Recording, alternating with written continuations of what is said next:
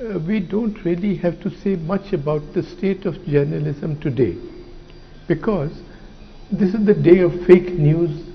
It is the day of fake news and sponsored news and sponsored views and sponsored media channels, and it is also the day when the walls are closing in on independent and free journalism. So I will just mention a few points as to what we should do in these circumstances. The first is, please focus on facts, not on purveying opinions, yours or other people's. Facts have their own power. If you just see how many people how many people see the cartoon, how many people see the picture in a newspaper, how many people read the front page news, and how few people read these comments, these great comments in our editorials or our editorial these articles. So focus on the facts. Secondly, not so-called facts which are being related by or retailed by others, by companies, by governments. No, but facts which you have discovered, which you have analyzed, and which you have checked. Those facts. And contrast this rule with the proportion of space in our newspapers or our news channels which is devoted to X said this and Y said this. Government said this and opposition said this. Hey Baba, we don't want to know that. We want to know what you, after checking the facts, what you have to say. For this purpose, spend less time on looking for the secret document, for the suppressed report. We should try and find that out. But generally speaking, now the files contain very little, because everything is done orally. Look at the printed documents. For instance, we don't need to know what is happening in the conference of judges.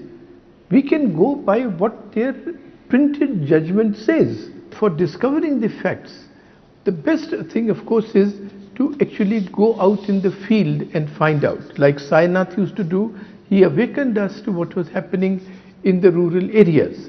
Similarly, in the COVID wave, the most influential things, or which registered in the reader's mind or the viewer's mind, were not editorials or great articles or essays about whether the government was doing something right or wrong. What registered was when the Dainik Bhaskar photographer and others and other journalists like Barkha Dutt, they found the bodies floating in the Ganges, or they found the photographers like Praveen Jain of the print when they showed us the queues in the cremation ground, in the burial ground, outside the burial ground.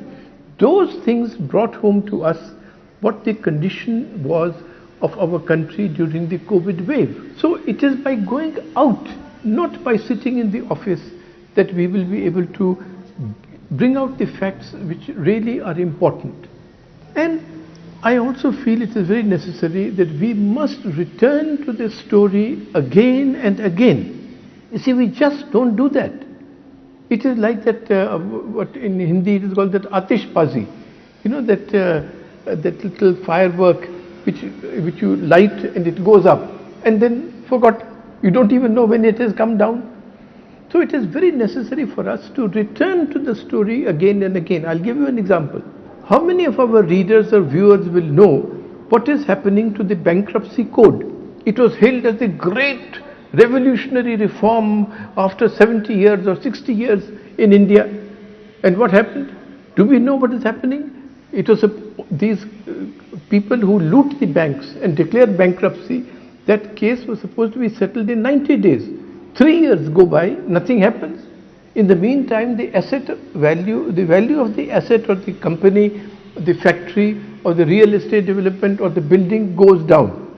But we don't follow that up. Similarly, what has happened to Vijay Malaya, Nirav Modi, that Choksi, his uncle, or to the DHFL, these promoters?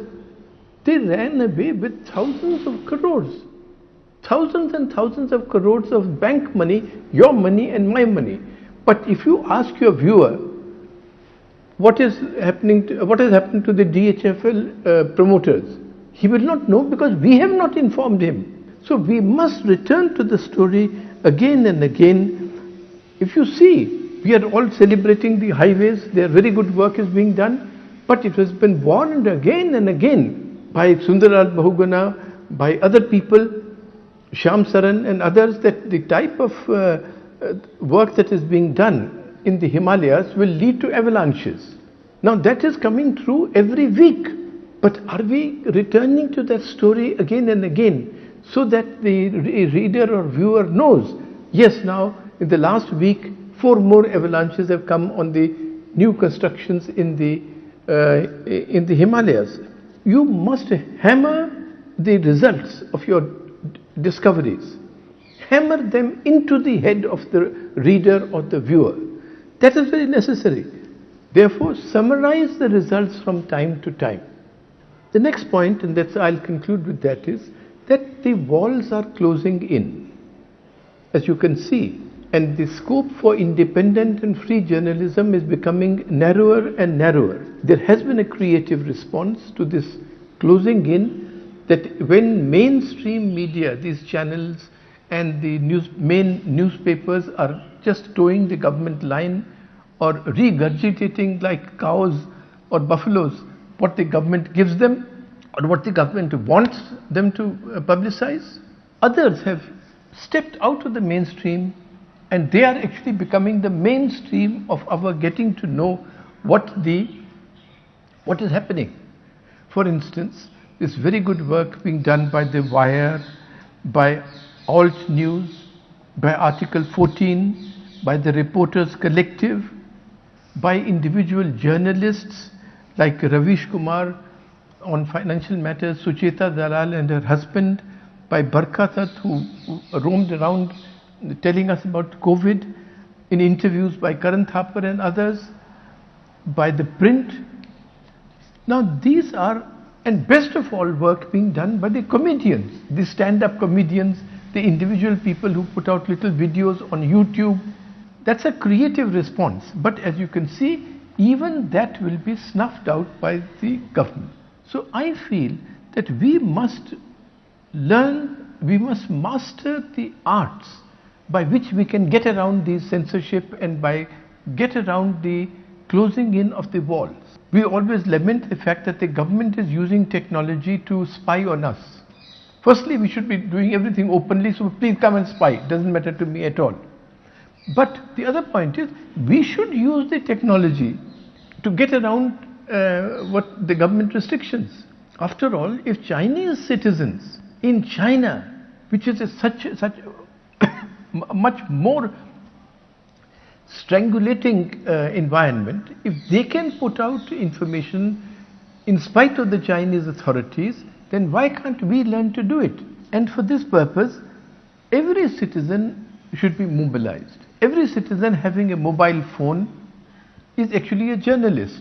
Many of the things during COVID were actually videos taken by individual citizens, because the journalists can't be everywhere in the country. We are such a vast country.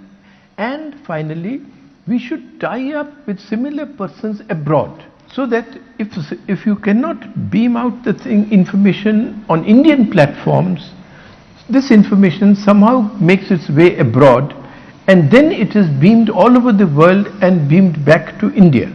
So it is necessary to complain, it is necessary to document what the governments are doing to suppress us, but that is not enough. A little mouse who only keeps complaining about the cat, who files PILs in the courts against the cat, he is not going to survive long. You have to find ways around what the cat does. So I wish you and my good friends at Mathrubhumi the very best. We must keep up independent journalism. That is the bedrock of democracy and the bedrock of our surviving as a country. Thank you very much.